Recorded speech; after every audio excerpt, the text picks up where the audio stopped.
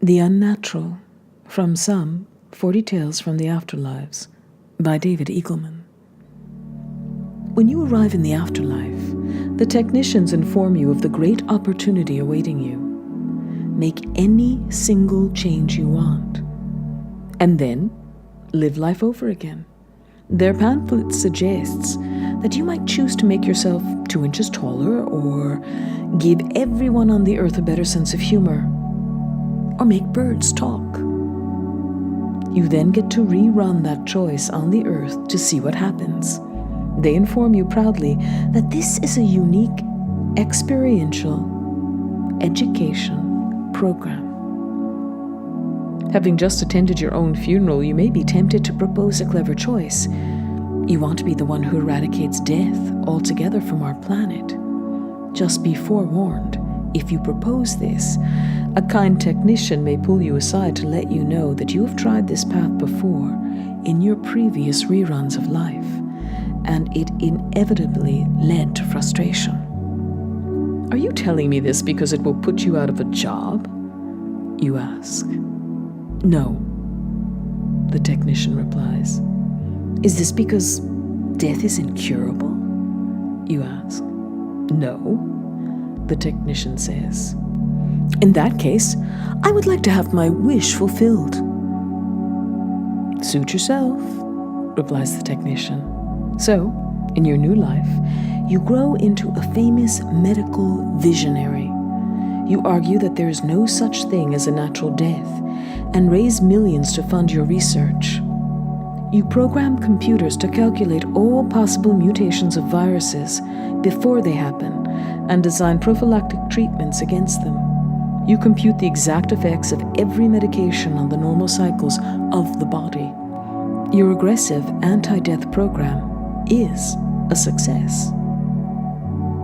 After the final breath of an incurably ill elderly woman, you are able to announce that hers represented the last natural death. Great celebrations ensue. People begin to live forever, healing just as they would when they were young, free at last from the overhanging cloud of mortality. You are greatly admired. But eventually, just as the technician warned, your success begins to lose its shine. People come to discover that the end of death is the death of motivation. Too much life, it turns out, is the opiate of the masses. There is a noticeable decline in accomplishment. People take more naps. There's no great rush. In an attempt to salvage their once dynamic lives, people begin to set suicide dates for themselves. It is a welcome echo of the old days of finite lifespans, but superior because of the opportunity to say goodbye and complete your estate planning. That works well for a while, rekindling the incentive to live strongly. But eventually, people begin to take the system with less than the appropriate seriousness. And if some large new development occurs, such as a new relationship, they simply postpone the suicide date. Whole cadres of procrastinators grow. When they reschedule a new date, others ridicule them by calling it a death threat.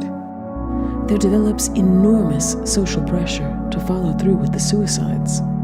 At long last, after many abuses of the system, it is legislated that there is no changing a preset death date. But eventually, it comes to be appreciated that not just the finitude of life, but also the surprise timing of death is critical to motivation. So people begin to set ranges for their death dates. In this new framework, their friends throw surprise parties for them, like birthday parties, except they jump out from behind the couch and kill them. Since you never know when your friends are going to schedule your party, it reinstills the carpe diem attitude of former years. Unfortunately, people begin to abuse the surprise party system to extinguish their enemies under the protection of necro legislation. In the end, Great masses of rioters break into your medical complex, kick the plugs out of the computers, and once again have a great celebration to mark the end of the last unnatural life. And you end up back in the technician's waiting room.